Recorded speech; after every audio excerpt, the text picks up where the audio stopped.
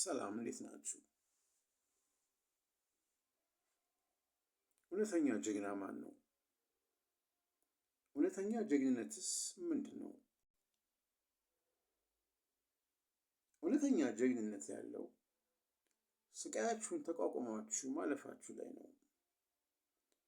ማንም የሚያወስድባችሁ ይህ መንፈሳዊ ነፃነት ነው ህይወትን ትርጉም ያላትና ዓላማ መር የሚያደርጋት። ህይወት ውስጥ ትርጉም የሚባል ነገር ካለ ስቃይ ውስጥም ትርጉም መኖር አለበት። ስቃይ ሊወገድ የማይችል የህይወት አካል ነው። እንደ እጣ ፈንታና እንደ ሞት።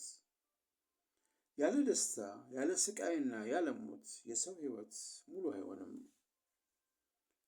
አንድ ሰው እጣ ፈንታውን የሚቀበልበት መንገድና ይህም የሚያስከትልበት ስቃይ መስቀሉን የሚሸከምበት መንገድ በአስከፊነታቸው ወደር በሌላቸው ሁኔታዎች ውስጥ ሳይቀር ህይወቱ ላይ ጥልቅ ትርጉም የሚጨምርበት የተትረፈረፈ እድል ይሰጠዋል።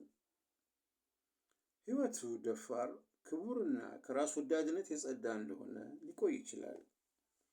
ወይም ራሱን ለማቆየት በሚያደርገው መራራ ትግል ውስጥ ሰብአዊ ክብሩን ትቶ ከእንስሳ ያልተሻለ መሆንም ይችላል። አስቸጋሪ ሁኔታዎች ውስጥ ሊያገኛቸው የሚችላቸውን ከፍ ያሉ የሞራል እሴቶች የመጎናጸፍ እድሎች የመጠቀም ወይም የመተው ምርጫ የሚመጣው እዚህ ጋር ነው።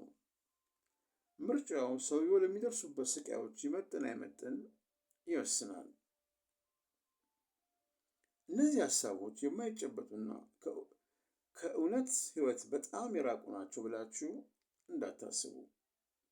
እንዲህ ያሉ ከፍተኛ የሞራል ደረጃዎች ላይ መድረስ የሚችሉት ጥቂት ሰዎች ብቻ መሆናቸው ግን ጽኑ እውነት ነው። አንዳንድ ስቃይና መከራ ሰውየው ራሱ እንኳ እንዳለው የማያውቀውን አስደናቂ ማንነት ከውስጡ እንዲያወጣ ሊረዳው ይችላል። በስቃይ ውስጥ አልፎ ታላላቅ መንፈሳዊ ደረጃዎች ላይ የሚደርሱት በጣም ጥቂት ሰዎች ብቻ እንደሆኑ ግልጽ ነው። ሆኖም እጅግ በጣም ጥቂቶች ደግሞ በግልጽ በሚታይ ዓለማዊ ውድቀትና ሞታቸው ውስጥ ሰብአዊ ታላቅነትን ሊጎናጸፉ ይችላሉ።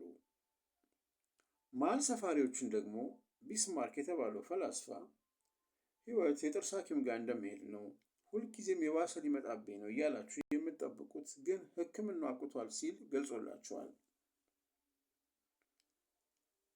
አባባሉን ቀየር ስናደርገው አብዛኞቹ በስቃይ ውስጥ የሚያልፉ ሰዎች የህይወት እውነተኛ እድሎች አልፈዋል ብለው ያምናሉ። ሐቁ ግን ስቃይ እድልም ፈተናም መሆኑ ነው። አንድ ሰው እነዚያን የህይወት አጋጣሚዎች ድል አድርጎ ህይወቱን ወደ ውስጣዊ ባለድልነት መቀየር ይችላል። ወይም ለፈተናው እጅ ሰጥቶ ብዙዎቹ እንዳደረጉት ጊዜውን በጸጸት ማሳለፍ ይችላል። ለመናገር በሚከብድ ስቃይ ውስጥ ህይወታቸውን እንዲገፉ የተገደዱ ጥቂት ሰዎች እዛው መከራ ውስጥ ሆነው መጪውን ጊዜ በተስፋና በውብ ዓላማዎች አሸብርቀው ማየት በመቻላቸው ከተፈጠረው ስቃይ በላይ ከሁኔታው በላይ ከፍ ብሎ መውጣት ተሳክቶላቸዋል። ስቃያቸውንም ልክ እንዳለፉ አጋጣሚዎች ማየት ችለው ነበር። በመጻኢ ህይወቱ ላይ እምነት ያጣ የስቃይ ሰለባ ውድቀቱ የተረጋገጠለት ነው። በነገ ላይ እምነት ሲያጣ መንፈሳዊ ይዞታውንም አጥቷል። ራሱን እንዲያሽቆለቁልና በአእምሮና በአካል እንዲበሰብስ ፈቅዷል ማለት ነው። እውነተኛ ጀግኖች ከእውነተኛ ስቃይ ውስጥ ይፈጠራሉ።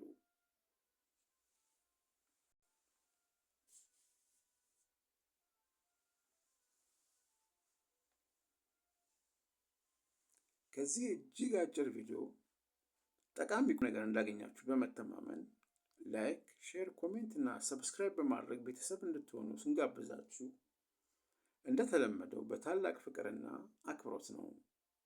ከዚህም በተጨማሪ ሁልጊዜም እንደምላችሁ የዚህ ቪዲዮ ሀሳብ ለአንድ ሰው ሊጠቅም ይችላልና ለምታውቁት ሰው ሼር ከማድረግ ወደኋላ አትበሉ። መልካም ጊዜ ይሆንላችሁ። ቻው